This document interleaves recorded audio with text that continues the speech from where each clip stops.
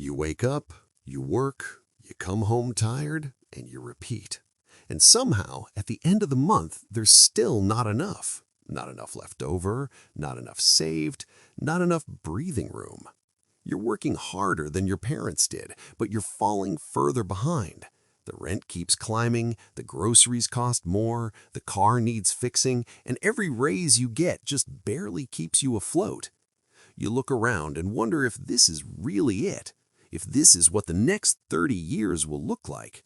Trading hours for dollars until your body gives out or your company decides you're too expensive to keep. But here's the truth nobody wants to say out loud. The system you're running on wasn't designed to make you wealthy. It was designed to keep you moving, to keep you producing, to keep you just comfortable enough that you don't stop and ask the one question that changes everything. What if I stopped trading my time for money and started building things that pay me while I sleep? Chapter 1. Stop trading time for money. There's a cage most Americans live in, and they don't even know the bars are there. It's made of hourly wages, salary caps, and the belief that hard work equals financial security. You were taught to go to school, get a job, work hard, and everything would work out. And maybe that was true once. Maybe your grandparents could buy a house on a single income and retire with a pension. But that world is gone. The rules changed, and nobody sent you the memo. Right now, you're trading the most valuable thing you own, your time. Every hour you work is an hour you'll never get back. And the cruel part? There's a ceiling on how much you can earn this way. You can't work more than 24 hours in a day. You can't clone yourself. You can't add more hours to the week. So you're trapped. You're stuck in a system where your income is directly tied to your physical presence, your energy, and your ability to keep showing up. And when you can't show up, the money stops. You get sick? No paycheck. You take a vacation? You're spending money, not making it. You want to spend time with your kids? You're choosing between presence and income. This is the trap, and it doesn't matter how hard you work. You could be the most dedicated, disciplined, exhausted person in your office, and you'll still hit the same wall everyone else does. The wealthy don't live this way. They figured out something most people never learn. They don't trade time for money. They build systems that generate money whether they're working or not. They own things, businesses, properties, intellectual property, digital products, things that pay them while they sleep, while they travel, while they're sitting on a beach or spending the afternoon with their family. They've unlocked leverage, and leverage is the only way you ever stop being a slave to the clock. You don't need to be rich to start building leverage. You don't need a trust fund or a degree from an Ivy League school, but you do need to stop believing that your paycheck is your only option. Because every hour you spend working for someone else is an hour you're not spending building something for yourself. And the longer you wait, the harder it gets. Life gets more expensive. Responsibilities pile up. The gap between where you are and where you want to be gets wider. Here's what most people do. They work harder. They take on extra shifts. They side hustle by trading even more time for a little more money, and they call that progress. But it's not. It's just running faster on the same treadmill. Real progress is stepping off the treadmill completely. It's building something that works without you, something that generates value, solves a problem, and brings in money even when you're not actively working on it. This doesn't mean you quit your job tomorrow. It means you start treating your time like the finite, irreplaceable resource it is. It means you stop giving all your energy to someone else's dream and start carving out space to build your own. Even if it's just an hour a day, even if it's just on weekends. The point is to start, to take the first step toward owning your time instead of renting it out by the hour. Because here's the truth. You will never get rich trading time for money. You'll get by. You'll survive. You might even be comfortable. but you'll always be one paycheck away from stress, one emergency away from disaster, one corporate restructuring away from starting over. And that's no way to live. Not when there's another option. Not when you could be building something that pays you long after the work is done. The only question is whether you're ready to stop trading your life for a paycheck and start building something that gives you your life back. Chapter 2. Assets versus Expenses. Walk into any American neighborhood and you'll see wealth. Big houses, nice cars, manicured lawns, expensive grills on back patios, boats and driveways. It looks like success. It looks like people who made it. But if you look closer, if you really pay attention, you'll notice something unsettling. Most of these people are broke. Not visibly, not obviously, but quietly, desperately broke in a way that only shows up when the bill comes due. They've confused wealth with the appearance of wealth, and that confusion is killing them financially, because almost everything they own is bleeding them dry. The car payment, the mortgage on a house that's more than they need, the boat they use twice a year, the subscription services they forgot they signed up for. It all looks like assets, but it's not. It's expenses disguised as success. And every month, these things take money out of their pocket. Here's the difference, and it's the most important financial concept you'll ever learn. An asset puts money in your pocket. An expense takes money out. It's that simple. But most people get it backwards. They think the car is an asset because it has value. They think the house is an asset because it's worth something. But value and asset are not the same thing. If it costs you money every month, it's not an asset. It's a liability. It's a weight. And the more of them you carry, the harder it is to breathe. Let's talk about the house, the American dream, right? Own your home and you've made it. But here's what they don't tell you. That house costs you every single month. Property taxes, insurance, maintenance, utilities, repairs, a new roof, a broken furnace, a leaky pipe. It never stops. And unless you're renting it out or running a business from it, that house is taking money from you, not giving it to you. It might appreciate over time, sure, but appreciation doesn't pay your bills. Cash flow does. Now compare that to someone who buys a duplex, lives in one side, and rents out the other. Suddenly, the tenant is covering the mortgage, maybe even the taxes and insurance. That's an asset. That's something working for you. Same market, same real estate, completely different financial outcome. One person is being drained every month. The other is building wealth while they sleep. Or take the car. You buy a $40,000 truck because you like the way it looks, and it makes you feel successful. You finance it over 6 years, you're paying interest, you're paying insurance, you're paying for gas and maintenance. That truck is costing you $600–700 a month, maybe more. And every year it's worth less than the year before. That's not an asset. That's a slow financial bleed.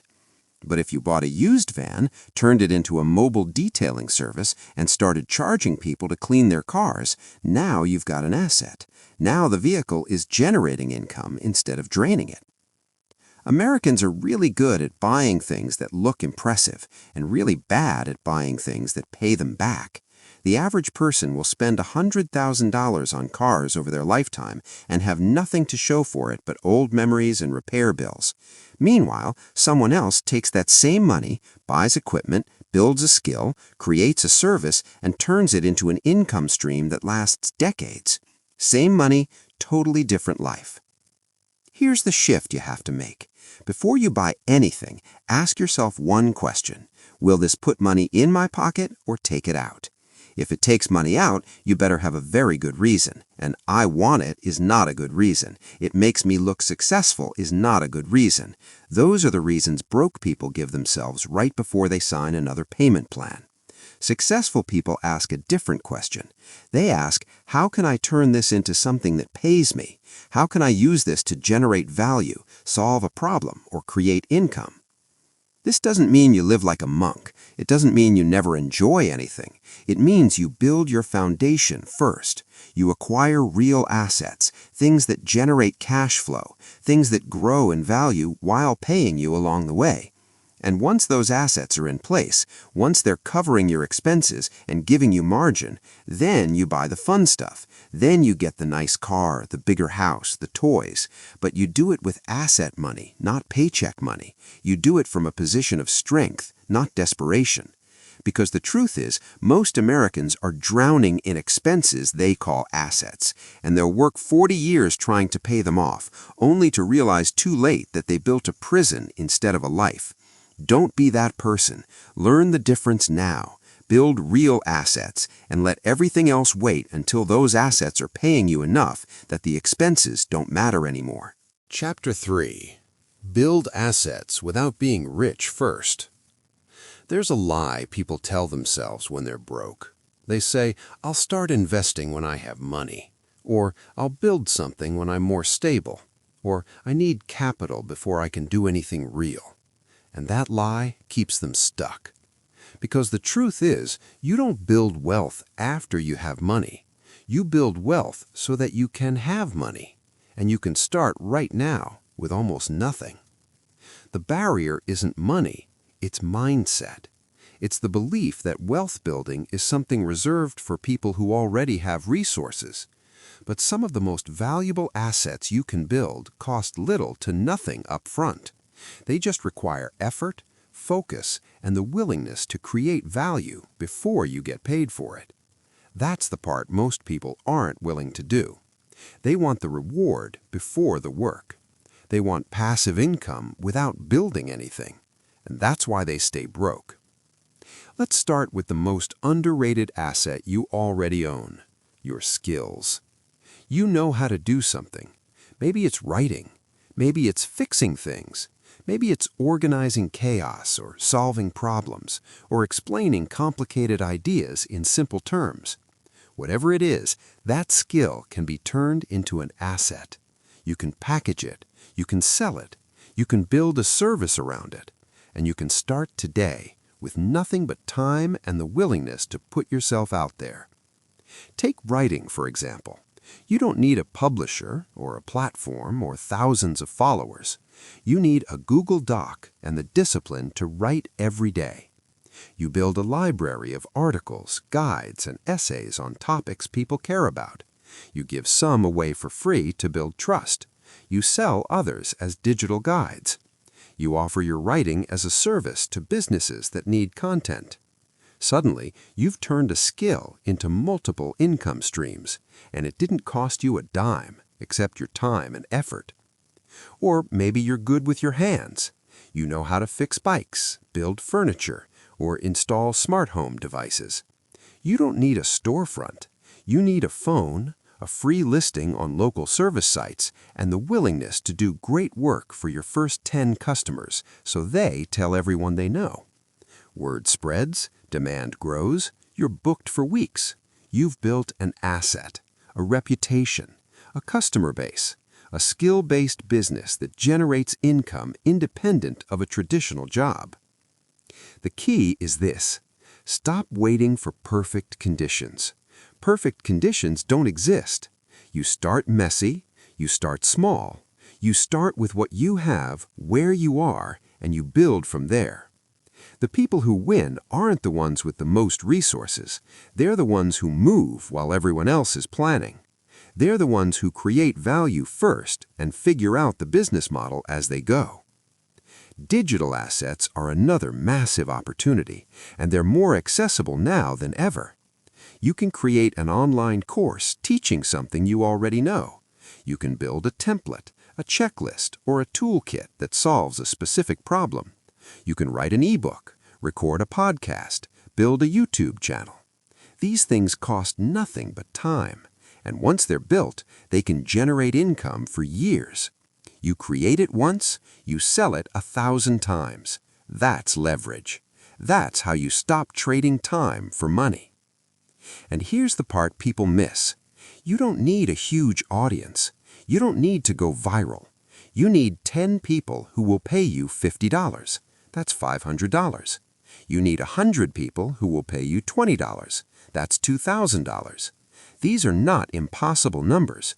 These are reachable, realistic goals if you focus on solving a real problem for a specific group of people. Niche beats broad every single time. Let's say you're a teacher and you're great at helping kids understand math. You could create a simple video course for parents who are homeschooling or struggling to help their kids with homework. Charge $30, sell it to 50 parents, that's $1,500. And once it's made, it sells while you sleep. You've built an asset. You've created something that pays you without requiring more of your time. And you did it without a business loan, without investors, without waiting for permission. Or maybe you're into fitness. You don't need a gym. You need a phone, a free app, and the ability to create workout plans. You charge $20 a month for personalized coaching. You get 20 clients, that's $400. 50 clients, that's $1,000. 100 clients, that's $2,000. You've replaced a part-time job with something you own, something that grows, something that doesn't cap out just because there aren't more hours in the day. The point is this: building assets isn't about having money. It's about recognizing value, creating solutions, and being willing to put in the work before the payoff. It's about starting now instead of waiting for someday, because someday never comes. The people who build wealth are the ones who stop making excuses and start building, even when it's uncomfortable, even when it's unclear, even when no one believes it'll work. They build anyway. And eventually, the assets start paying them back.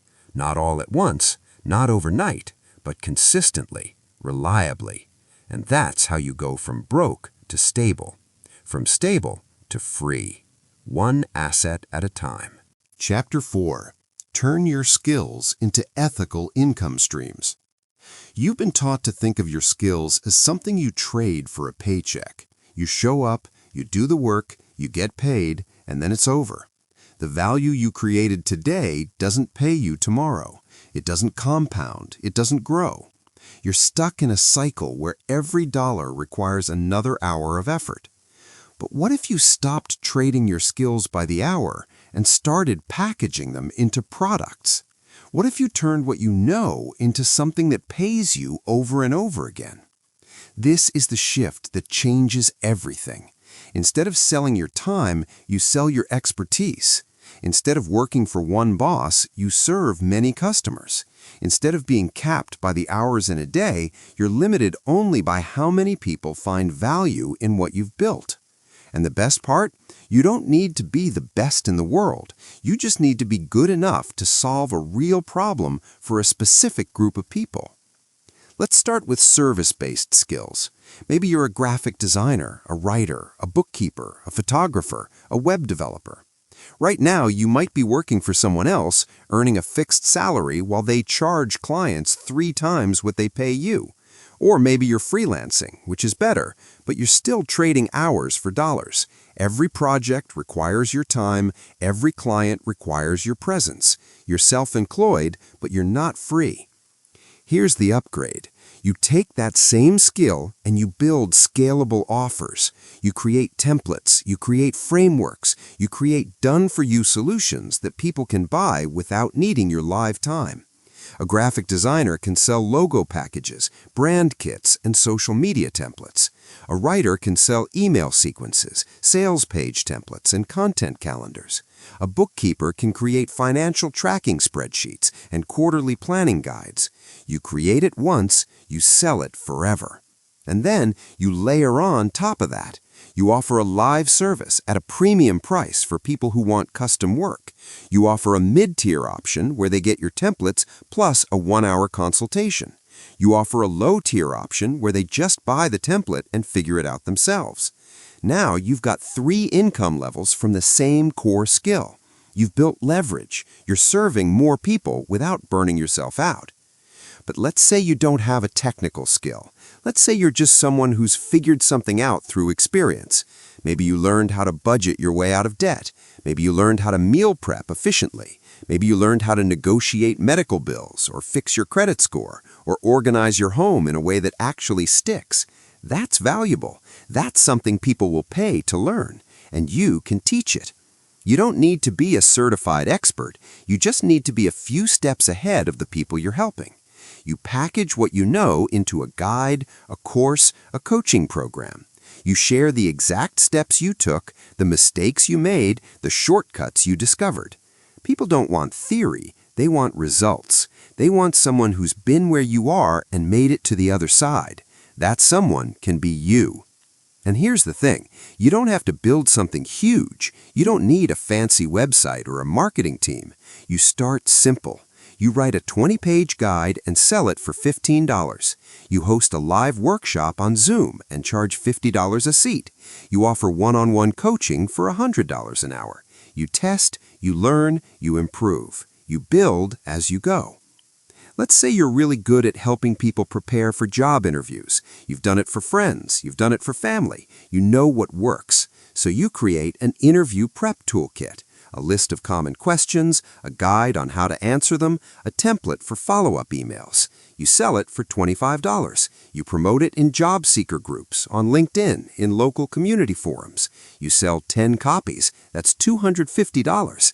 You sell 50 copies. That's over $1,000. And you created it once. Or maybe you're really good at a hobby. You know how to train dogs, grow vegetables, fix appliances, or restore old furniture. You could keep doing it for yourself, or you could teach other people how to do it. You create a video series. You create a step-by-step guide. You offer live Q&A sessions. You build a small community of people who are learning from you, and you charge a monthly membership. 10 people at $20 a month is $200. 50 people is $1,000. And you're not working harder. You're just working smarter. The key is to think in terms of problems and solutions. What problem do you know how to solve? Who's struggling with that problem right now? How can you package your knowledge in a way that makes their life easier? Answer those questions and you've got a business. Answer them well and you've got an income stream that doesn't require you to clock in every day. That's how you stop being dependent on one employer, one paycheck, one path. You turn your skills into assets. You build multiple streams. You create value that compounds. And you do it ethically, honestly, by genuinely helping people get results. No tricks, no shortcuts, just real value exchanged for fair payment. That's the foundation of a business that lasts. That's how you build something that gives you control over your time and your income. And that's how you stop working for money and start making money work for you. Chapter 5. Digital Assets, America's Most Accessible Wealth Engine. There's never been a better time in history to build wealth from nothing. Not because the economy is great, not because opportunities are everywhere, but because the internet has leveled the playing field in a way that's never existed before. You don't need a factory. You don't need a storefront. You don't need investors or a business loan. You need a laptop, an internet connection, and the willingness to create something people want. And if you do it right, you can build an asset that generates income for years with little to no ongoing cost. Digital assets are the closest thing to magic in the modern economy. You create something once and it can be sold infinitely. There's no inventory, no shipping, no physical limitations. 1,000 people can buy your product at the same time and it costs you nothing extra to deliver it. That's leverage. That's scalability. And that's why digital assets are the fastest way for ordinary people to build real wealth. Let's break this down. What is a digital asset? It's anything you create digitally that solves a problem or provides value. An ebook, an online course, a template, a software tool, a membership site, a stock photo library, a music loop pack, a productivity planner, a recipe collection, a workout program. Anything that can be delivered through a screen and doesn't require your physical presence to fulfill. The beauty of digital products is that they remove the ceiling on your income. If you're a personal trainer, you can only train so many clients in a week. Your income is capped by your time. But if you create a workout program and sell it as a digital download, you can serve 1,000 people in a month without working a single extra hour. Same expertise, completely different business model. One keeps you trapped, the other sets you free. Let's say you're good at budgeting. You've helped yourself get out of debt, and you've helped a few friends do the same. You could keep doing it one-on-one, charging $50 an hour for your time. Or you could create a budgeting course, 10 videos, a workbook, a spreadsheet template. You charge $97 for the whole package. You sell it to 100 people over the next year. That's almost $10,000. And once it's built, it sells while you're sleeping, while you're working your day job, while you're on vacation. You've turned your knowledge into an asset. Or maybe you're a teacher and you figured out a better way to explain fractions to struggling students. You create a digital course for parents and homeschoolers. You charge $39. You promote it in parenting groups and homeschool forums. You sell it to 200 families. That's almost $8,000. And every time a new parent finds your course, you make another sale without lifting a finger. You've built something that works for you. Here's the part people miss. You don't need to be an expert. You just need to know more than the person you're helping. You don't need to be the best photographer in the world to teach someone how to take better smartphone photos. You don't need to be a celebrity chef to share simple meal prep strategies. You don't need a PhD to explain complicated topics in plain language. You just need to be clear, helpful, and willing to put in the work to create something valuable. And the best part? The barrier to entry is almost zero. You can write an ebook in Google Docs and sell it as a PDF. You can record videos on your phone and upload them to a course platform. You can design templates in free software like Canva and sell them on Gumroad or Etsy. You don't need a team. You don't need a big budget. You just need focus and consistency. Let's talk about another type of digital asset: content. Every video you make, every article you write, every podcast episode you record is a potential asset. If you build an audience around that content, you can monetize it in multiple ways: ad revenue, sponsorships, affiliate commissions, selling your own products. You create the content once, and it can generate income for years. A YouTube video you made 3 years ago can still be bringing in ad money today. A blog post you wrote last year can still be driving traffic and sales. That's the power of evergreen content. But here's the catch. Most people start and quit. They make 5 videos and wonder why they're not rich yet. They write 3 blog posts and give up because no one's reading. Building digital assets takes time. It takes patience. It takes the willingness to create without immediate reward. But if you stick with it, if you keep building, keep improving, keep showing up, the assets start to compound. One product leads to another. One piece of content drives traffic to the next. The momentum builds, and eventually you've got a portfolio of digital assets that generate income month after month without requiring more of your time. Think about it this way. Every hour you spend building a digital asset is an hour that pays you forever. Every hour you spend at a job is an hour that pays you once. Same time, completely different return. And the more assets you build, the more income streams you have. One course brings in $300 a month, another brings in $500. A template pack brings in $200. An ebook brings in $100. Suddenly, you've got an extra $1,000 a month and you didn't trade any additional time for it. That's freedom. That's leverage. That's how you build a life where money isn't constantly tied to your physical effort. The internet has made this possible for everyone. You don't need permission, you don't need credentials, you just need value to offer and the willingness to put it out there. So stop waiting, stop overthinking, start building.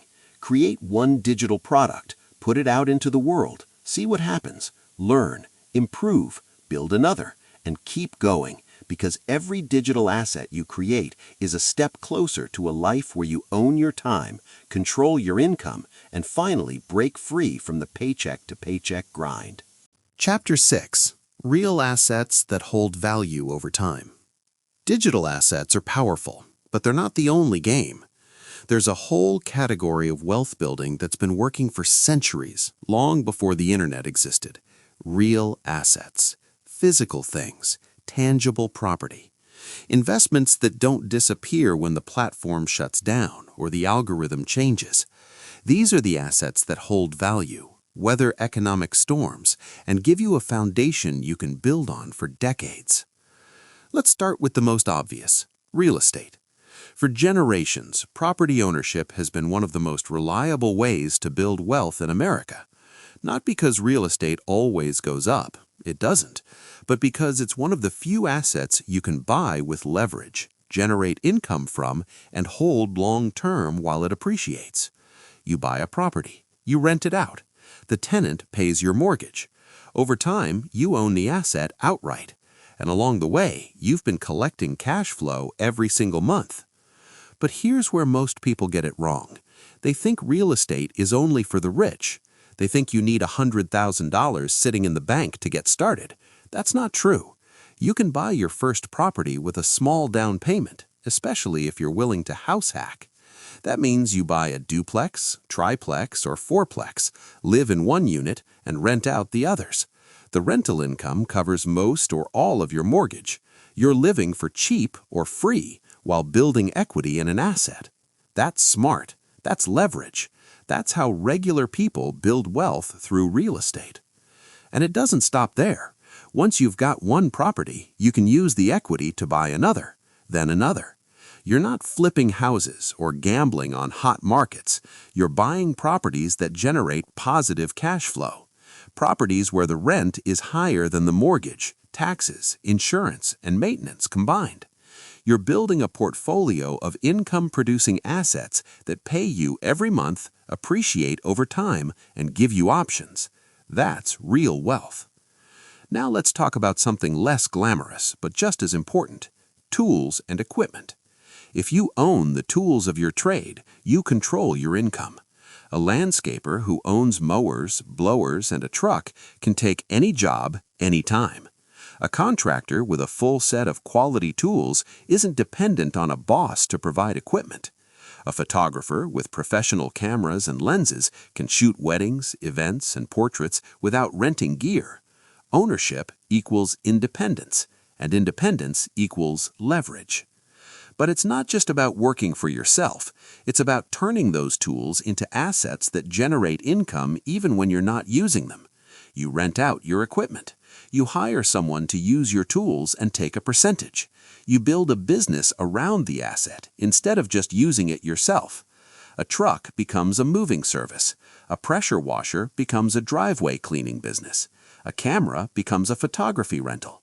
You're not just buying tools, you're buying income potential. Then there's small business ownership.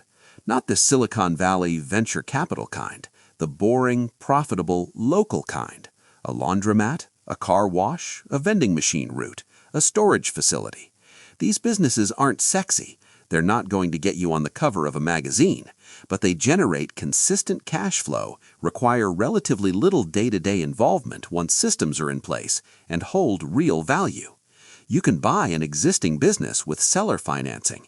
You can start small and scale. You're not chasing home runs. You're building steady, reliable income from real assets. And let's not forget about vehicles used for business. A cargo van that runs a delivery service. A box truck that hauls junk or moves furniture. A trailer that rents out for moving or hauling. These aren't just vehicles. They're income-producing assets if you use them right. You don't need to drive them yourself. You can hire drivers. You can rent them out by the day. You're making money from ownership, not labor. That's the shift. That's the mindset change that separates people who stay broke from people who build wealth. And here's one people overlook: buying businesses or intellectual property. Maybe you buy a small online store that's already generating revenue. Maybe you buy a website that's already getting traffic. Maybe you buy the rights to a product or a brand. You're not starting from scratch. You're acquiring something that already works and improving it. This is how smart people compress time. They don't spend 5 years building. They spend $5,000 buying something that's already built and scale it. Real assets also include things like precious metals, gold, silver, tangible stores of value that don't depend on a company's stock price or a government's promise. You're not speculating, you're holding value. You're protecting yourself against inflation and economic instability. It's not about getting rich quick, it's about preserving what you've built and making sure it's still there when you need it. The key to real assets is this: they exist outside the digital world. They can't be deleted, banned, or demonetized. They have intrinsic value. They serve a function. They produce income or hold worth. And when you combine digital assets with real assets, you've got a balanced portfolio. You've got stability and scalability. You've got something that works in good times and bad. So stop thinking wealth is only for people with big money. Start thinking in terms of ownership. What can you own that produces value? What can you control that generates income? What can you acquire that holds worth over time? Answer those questions, and you're on your way to building real, lasting wealth. Not the flashy kind, the kind that actually works, the kind that gives you options, security, and freedom, the kind that lets you sleep at night knowing you're not just working for money, you're building assets that work for you. Chapter 7. Understanding Taxes the Lawful Way. Here's something nobody talks about, but everyone should. Taxes are one of the biggest expenses of your life. For most Americans, taxes take more money than rent, more than food, more than anything else. And yet, most people have no idea how taxes actually work. They just see money disappear from their paycheck and assume that's the way it has to be. But it doesn't. Not if you understand the rules. Not if you know how to structure your finances legally to keep more of what you earn. Let's start with the basics. The tax code isn't designed to punish you. It's designed to encourage certain behaviors. The government wants people to start businesses, invest in real estate, create jobs, and take financial risks that grow the economy. So they reward those behaviors with tax breaks. If you do what the tax code encourages, you pay less. If you don't, you pay more. It's that simple. And most employees pay the most because they're not taking advantage of any of the legal strategies available to business owners and investors. When you're an employee, taxes are taken out of your paycheck before you even see the money. You don't get to deduct your commute. You don't get to deduct your work clothes. You don't get to write off your phone or your internet or your meals. You earn $1, the government takes 30 cents, and you're left with 70. But when you run a business, even a small side business, the rules change. You earn $1, you deduct your legitimate business expenses, and then you pay taxes on what's left. Same income, completely different tax bill. Let's say you're a W-2 employee making $60,000 a year. You're paying taxes on all $60,000. But let's say you start a side business, maybe freelance consulting or selling digital products, and you make an extra $20,000. Now you've got business income. And with business income, you can deduct your home office, your internet, your phone, your computer, your software subscriptions, your education and training, even a portion of your vehicle if you use it for business. Suddenly, that $20,000 in income might only be taxed as $12,000 after deductions. You've kept more money, legally, ethically, by following the rules that already exist. Here's another one: retirement accounts. Most people know about 401ks and IRAs, but they don't realize how powerful they are. When you contribute to a traditional retirement account, you're reducing your taxable income. You put $5,000 into an IRA, and you don't pay taxes on that $5,000 this year. It grows tax-deferred until you retire. And if you're self-employed, you can open a solo 401k and contribute way more than a regular employee can. You're building wealth and cutting your tax bill at the same time. But the real power move is real estate. Real estate has some of the best tax advantages in the entire tax code. Depreciation alone is a game changer. Let's say you buy a rental property for $200,000. The IRS lets you depreciate that property over 27.5 years, even though it's probably going up in value. That depreciation is a paper loss. It reduces your taxable income without costing you any real money. You're making cash flow from rent, building equity, and paying less in taxes because the tax code treats real estate investors favorably. And then there's the concept of writing off real expenses. When you own a business or rental property, every legitimate cost associated with running that asset is deductible. You need to drive to check on your property? That's deductible mileage. You need to buy tools or materials? Deductible. You take a course to improve your skills? Deductible. You hire someone to help? Deductible. You're not cheating. You're not bending the rules. You're just using the system the way it was designed. Here's what most people miss. They think taxes are something that just happened to them. But taxes are something you manage. You plan for them. You structure your finances in a way that minimizes them legally. You keep records. You track expenses. You work with a tax professional who understands the rules. And you make decisions throughout the year, not just in April, that reduce what you owe. Because here's the bottom line. You're going to pay taxes no matter what. But how much you pay is up to you. You can be the person who hands over 30–40% of everything you earn, or you can be the person who understands the rules, plays by them, and keeps more of your hard-earned money. One path keeps you broke, the other builds wealth. The choice is yours, and it starts with education, awareness, and the willingness to take control of your financial life instead of letting it control you. Chapter 8. Using resources without destroying yourself. There's a dark side to building wealth that nobody likes to talk about. It's the part where ambition turns into obsession, where hustle becomes burnout, where the pursuit of financial freedom ends up costing you your health, your relationships, and your sanity. You see it everywhere. People grinding 18-hour days, people sacrificing sleep, skipping meals, ignoring their families, all in the name of success. And then one day they look up and realize they've got money, but they've lost everything else. That's not freedom. That's a different kind of prison. Here's the truth. Your body and mind are not infinite resources. You can't run them into the ground and expect them to keep performing. You can't ignore rest, ignore health, ignore balance, and think you're going to build something sustainable, because you're not. You're building a house of cards, and when it falls, and it will fall, you'll have nothing left to rebuild with. Let's start with sleep. Americans are chronically sleep-deprived, and they wear it like a badge of honor. 4 hours a night, running on coffee and willpower, bragging about the grind. But here's what they're not telling you. Sleep deprivation destroys your decision-making. It kills creativity. It wrecks your immune system. It increases your risk of heart disease, diabetes, and mental health problems. You're not being productive. You're being reckless. And eventually, your body will force you to stop, whether you want to or not. The most successful people aren't the ones who sleep the least. They're the ones who protect their sleep because they know it's the foundation of everything else.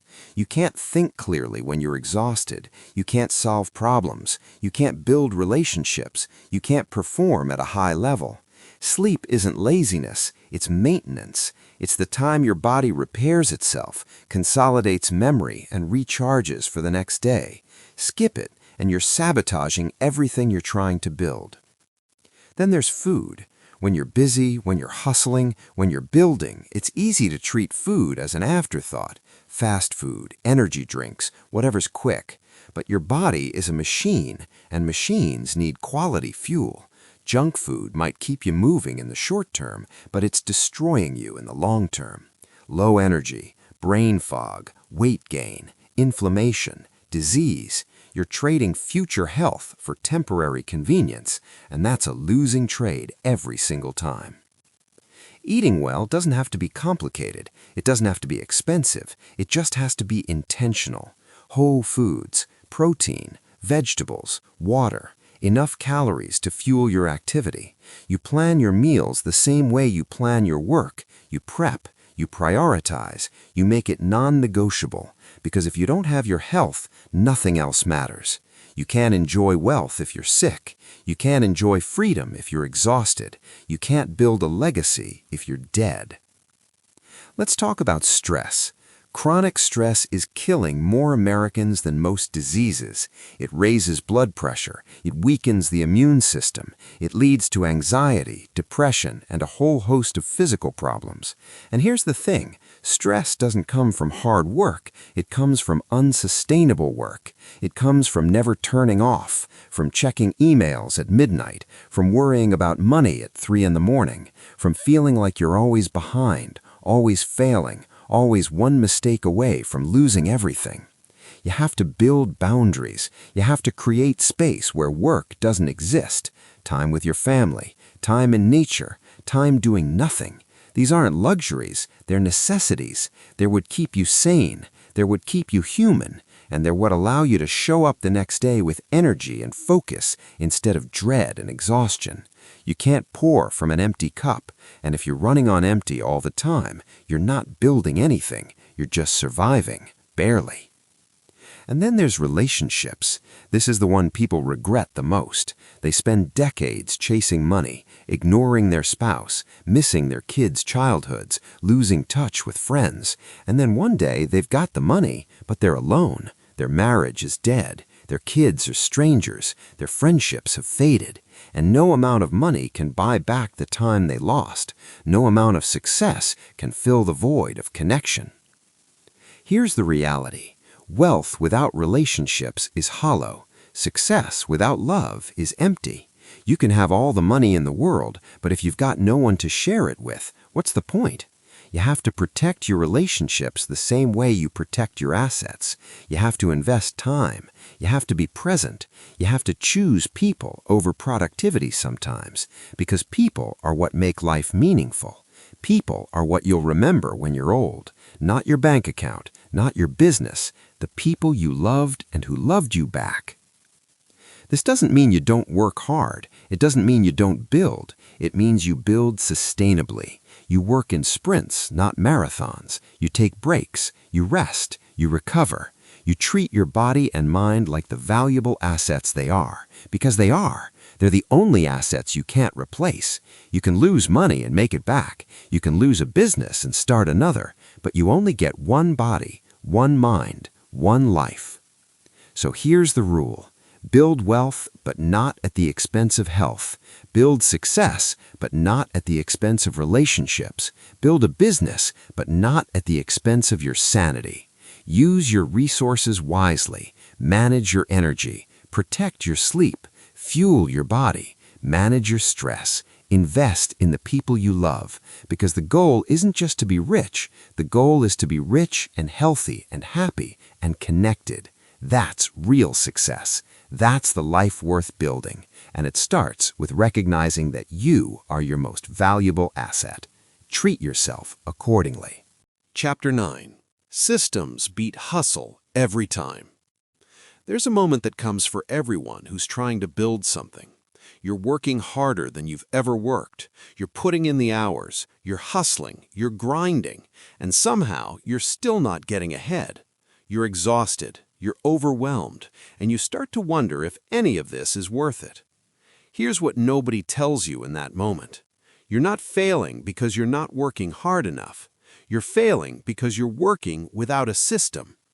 Hustle is overrated. It sounds good, it feels good, it makes you feel productive. But hustle without systems is just chaos with a motivational soundtrack. You're busy, but you're not effective. You're moving, but you're not making progress. You're spinning your wheels, and eventually you're going to burn out. Because you can't hustle your way to sustainable success. You can only build your way there. And building requires systems. A system is anything that works without you. It's a process, a structure, a repeatable way of doing things that produces consistent results whether you're personally involved or not. It's the difference between being self-employed and owning a business. Self-employed means you are the business. If you stop, everything stops. Owning a business means the business runs without you. It has systems, it has processes, it has people following a playbook, and you're free to work on growth instead of grinding through the same tasks every day. Let's start simple. Let's say you're freelancing. Right now, you're probably doing everything manually. finding clients, negotiating rates, doing the work, sending invoices, following up on payments. Every new client is a full cycle of effort. That's not scalable. That's exhausting. But what if you built a system? What if you created a simple sales funnel? A landing page that explains what you do, a booking link where people can schedule a call, a standard pricing menu so you're not negotiating every time, an automated invoice that goes out as soon as the work is done. Suddenly, you've cut your admin time in half. You're not starting from scratch with every client. You've got a process. And once you've got a process, you can improve it. You can automate parts of it. You can eventually hire someone to manage it. You've turned chaos into consistency, and consistency is what builds wealth. Or let's say you're creating digital products. Right now, you might be creating one thing, launching it, and then scrambling to figure out what's next. There's no plan, no rhythm, no predictability. But what if you built a content system? What if you planned your product launches a quarter in advance? What if you created a content calendar that promoted your products consistently? What if you built an email sequence that nurtured your audience and converted them into buyers automatically? Now you're not just hustling, you're building. You're creating leverage. You're setting up systems that generate income even when you're not actively working. And here's the key. Systems compound. One system makes the next one easier. An email system leads to a sales system. A sales system leads to a fulfillment system.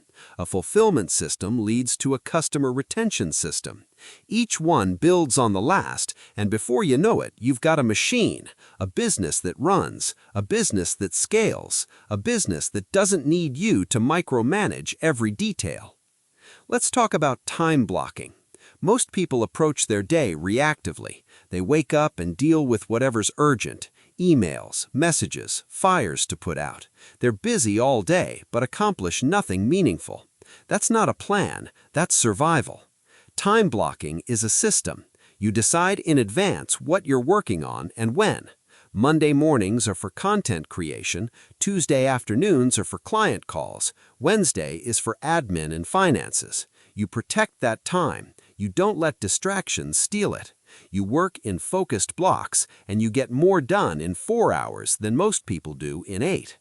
Here's another system: automation.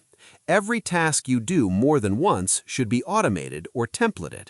Sending invoices? Automate it. Responding to common questions? Create a template. Posting on social media? Schedule it in advance. You're not being lazy, you're being smart. You're freeing up mental energy for the things that actually matter, the things that grow your business, the things that can't be automated. And let's not ignore delegation. At some point, if you want to scale, you have to stop doing everything yourself. You have to hire help, virtual assistants, contractors, employees. You document your processes so they can follow them. You train them, you let go. And yes, it's scary. Yes, they'll make mistakes, but so did you. The point is, you're building capacity, you're creating leverage, you're turning your time into their time, and you're multiplying your output. Here's what most people get wrong. They think systems are for big companies. They think systems are complicated. They think they're not ready for systems yet. But that's backwards. Systems are what get you ready. Systems are what take you from struggling to stable, from stable to scalable. You don't need to be big to have systems. You need systems to get big. Start small. Pick one thing you do repeatedly and create a process for it. Write it down. Refine it. Follow it. Then pick another thing and another. Little by little, you're building the infrastructure that allows you to grow without burning out. You're working smarter, not just harder. And eventually, you reach a point where the business works without you, where you've got time to think strategically instead of just executing tactically, where you've got freedom instead of just income. That's the difference between hustle and systems. Hustle gets you started. Systems get you free. Hustle is short-term energy. Systems are long-term structure. You need both, but if you want to build something that lasts, something that scales, something that doesn't require you to sacrifice your life to maintain it, you need to stop glorifying the grind and start building the systems. Because systems beat hustle every single time, and the sooner you accept that, the sooner you start building real, sustainable wealth. Chapter 10. Reinvent before circumstances force you. Here's a hard truth about life. Change is coming whether you're ready or not. Industries die, jobs disappear, skills become obsolete. The world moves fast, and if you're not moving with it, you're falling behind. Most people wait until they have no choice. They wait until they're laid off, until their industry collapses, until their income dries up. And then they scramble, they panic, they try to reinvent themselves under pressure, and it's brutal. But it doesn't have to be that way. You can reinvent yourself on your own terms before the world forces your hand. Look around. The job you have today might not exist in 10 years. The skills that got you hired might be automated by software or done cheaper overseas. The industry you're in might be disrupted by technology you don't even understand yet. This isn't pessimism, this is reality. And the people who win are the ones who see it coming and adapt before they have to. Reinvention doesn't mean starting over. It means evolving. It means looking at where the world is going and positioning yourself to be valuable in that world. It means building skills that will matter tomorrow, not just today. It means diversifying your income so you're not dependent on one job, one client, one source of revenue. It means staying curious, staying flexible, and staying ahead. Let's start with skills. What are you learning right now? If the answer is nothing, you're in danger. The world rewards people who can solve new problems, use new tools, and adapt to new environments. You don't need to go back to school. You don't need a degree. You need to be learning constantly. Online courses, YouTube tutorials, books, podcasts. You need to be investing in your own education the same way you invest in anything else, because your skills are your foundation. If they're outdated, everything else crumbles.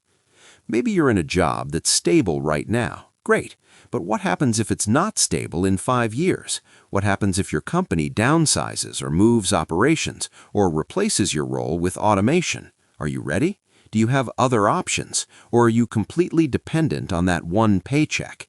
This is why side income is so important, not just for the money, for the security, for the safety net, for the proof that you can create value outside of your current situation. Start building now, not when you need it, now, while you still have a paycheck, while you still have stability, because it's a lot easier to build something when you're not desperate, when you've got time to experiment, fail, learn, and improve. You start small, a side project, a freelance gig, a digital product, something that proves you can generate income independently, and you grow it slowly, steadily, so that if the day comes when you need it, it's already there. Here's another layer, your network. Who do you know? Who knows you? If you lost your job tomorrow, could you make a few calls and land on your feet? Or are you isolated, disconnected, invisible? Your network is one of your most valuable assets, and most people completely ignore it. They don't reach out, they don't stay in touch, they don't add value to others. And then when they need help, there's no one there. Start now. Reconnect with old colleagues, build relationships in your industry, show up in communities, offer help, share what you know. Be generous, because relationships are reciprocal. The more you give, the more you get. And when you need an introduction, a referral, an opportunity, you'll have people who are willing to help because you've helped them. Let's talk about adaptability. The people who survive and thrive are the ones who can pivot, who can see when something's not working and change course, who aren't so attached to their identity that they can't evolve. You're not your job title, you're not your industry, you're not your current situation. You're a person with skills, intelligence, and the ability to learn, and that means you can do anything if you're willing to adapt. Maybe you've been doing the same thing for 15 years. That's great. You've got expertise. But what if that thing becomes irrelevant? Are you willing to let go? Are you willing to start learning something new? Are you willing to be a beginner again? because that's what reinvention requires: humility, curiosity, the willingness to not have all the answers, and the confidence to know you'll figure it out. Here's the thing.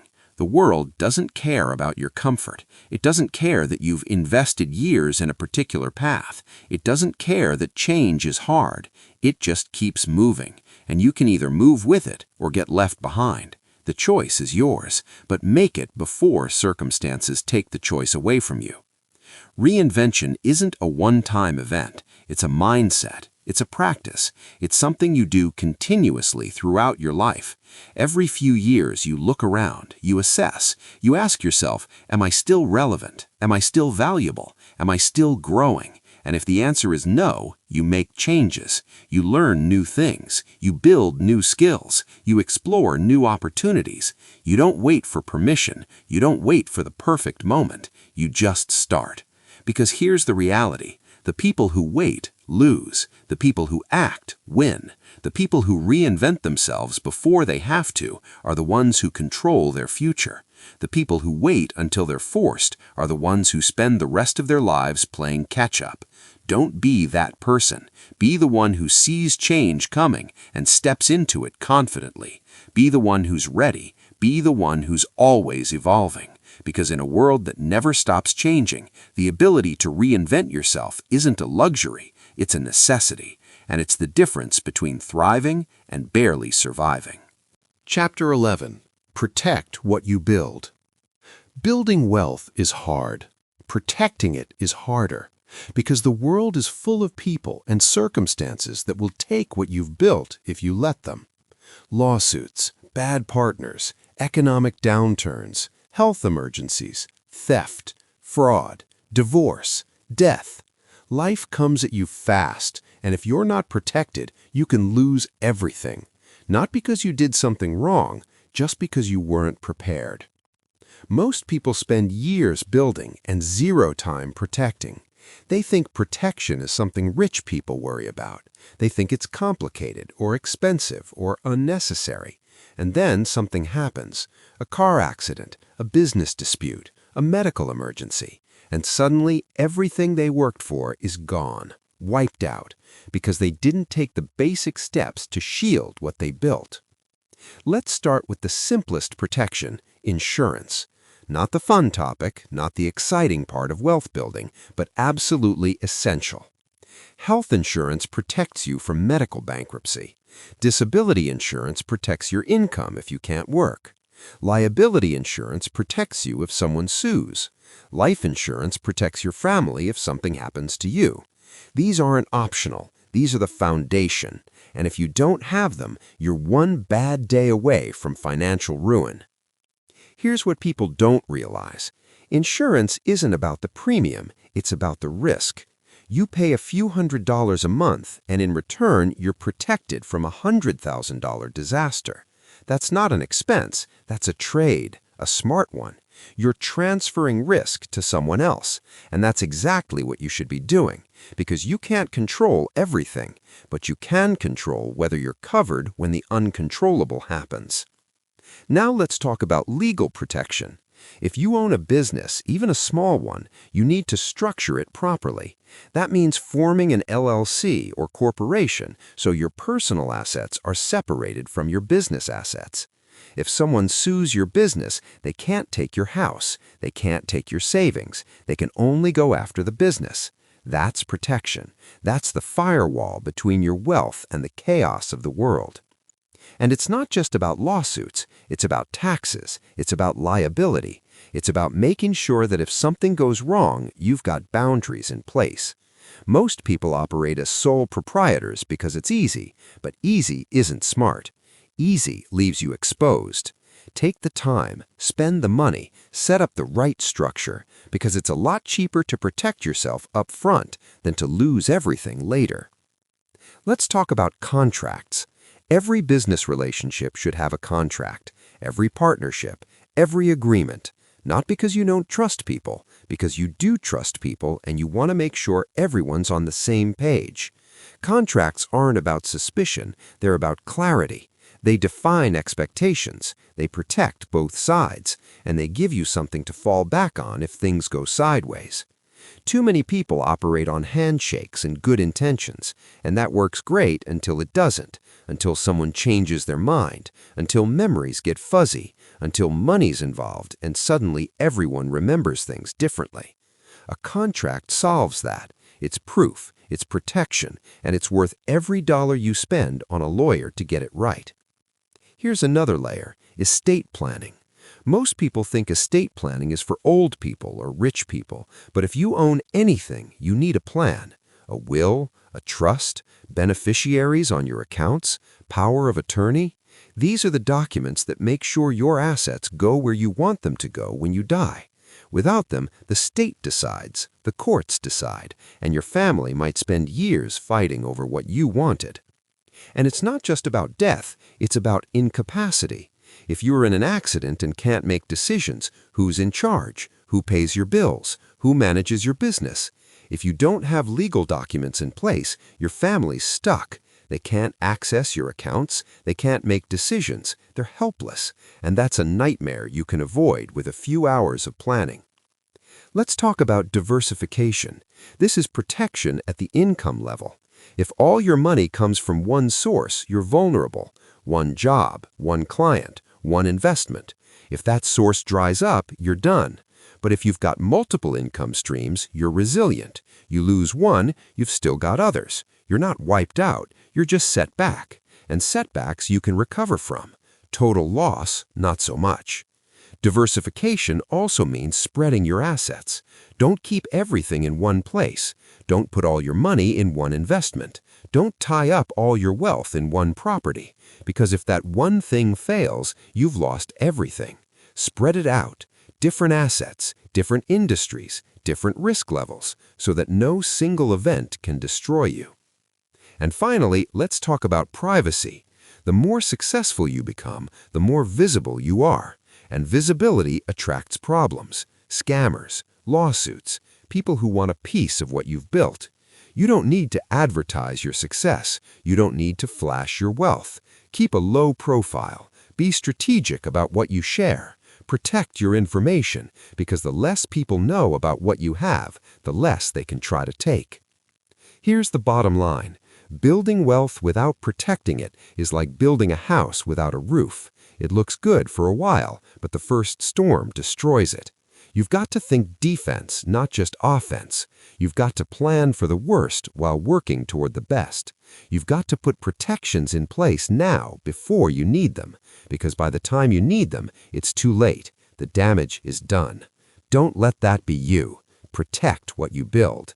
It's not paranoia, it's responsibility, and it's what separates people who build wealth from people who keep it.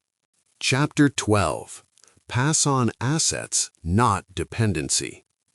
You spend your whole life building, working, saving, creating, and somewhere in the back of your mind you're thinking about legacy. You're thinking about what you'll leave behind. Most people think legacy means leaving money to their kids, a big inheritance, a nest egg, something that makes life easier for the next generation. And that sounds good, that sounds generous. But here's the truth. Money without wisdom is a curse, not a blessing. And if you pass on assets without passing on the knowledge of how to build them, you're not setting your kids up for success. You're setting them up for failure. Look at the statistics. 70% of wealthy families lose their wealth by the second generation. 90% lose it by the third. That's not bad luck. That's predictable. Because money doesn't stay with people who don't know how to manage it. It doesn't matter how much you leave them. If they don't have the skills, the discipline, the mindset, it'll be gone. And all your work, all your sacrifice will have been for nothing. The goal isn't to make your kids rich. The goal is to make them capable. To teach them how to create value, how to manage money, how to build assets, how to think long-term. Because if they know how to do that, they don't need your money. They can build their own. And if they do inherit something, they'll multiply it instead of squandering it. So how do you do that? You start early. You involve them. You let them see how you make decisions. You explain why you invest, why you save, why you choose one opportunity over another. You don't shelter them from money conversations, you include them, you teach them. You make financial literacy a part of their upbringing, not something they're supposed to figure out on their own after you're gone. Let them work, let them earn, let them fail. Don't rescue them every time things get hard. Don't hand them everything. Because struggle builds character, earning builds appreciation, failure builds resilience. If you give them everything, they'll value nothing. But if you teach them how to earn, how to build, how to recover, you're giving them something far more valuable than money. You're giving them competence. Teach them about assets. Show them the difference between things that cost money and things that make money. Take them through your rental properties. Explain how the rent covers the mortgage. Show them your business. Let them see the work that goes into building something. Let them understand that wealth isn't magic, it's strategy, it's discipline, it's delayed gratification, and it's something they can do too if they're willing to learn. Teach them about debt, about the difference between good debt and bad debt, about how leverage works, about why borrowing to buy a car is different from borrowing to buy an investment property. Most kids grow up thinking all debt is bad or that debt doesn't matter. Neither is true. Debt is a tool, and like any tool, it can build or destroy depending on how you use it. Teach them to use it wisely. Teach them about taxes, about how to structure income, about why business owners and investors pay less than employees, about how to think strategically instead of just earning and spending. Because if they understand the tax code, they'll keep more of what they make, and that's a skill that compounds over a lifetime. Teach them about giving, about using wealth to help others, about the responsibility that comes with having more than you need.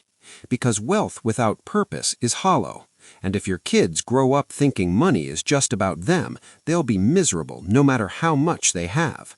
But if they understand that wealth is a tool to create impact, to serve, to contribute, they'll build something meaningful. And here's the hardest part. You have to model it. You can't just talk about discipline and then live recklessly. You can't preach delayed gratification and then blow money on things you don't need. You can't teach them to build assets if you're not building them yourself. Kids don't listen to what you say, they watch what you do. And if your actions don't match your words, the words are meaningless. So live the principles you want to pass on. Show them what it looks like to work hard, save consistently, invest wisely, and live below your means. Show them what it looks like to build something that lasts. Show them what it looks like to handle money with respect and intention. Because that's the real inheritance, not the dollars, the example. And when the time comes to pass on assets, do it strategically.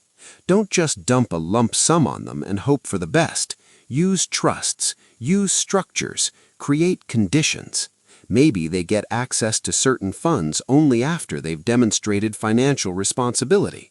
Maybe they inherit a business but have to work in it first. Maybe the money comes in stages, not all at once. You're not being controlling, you're being wise.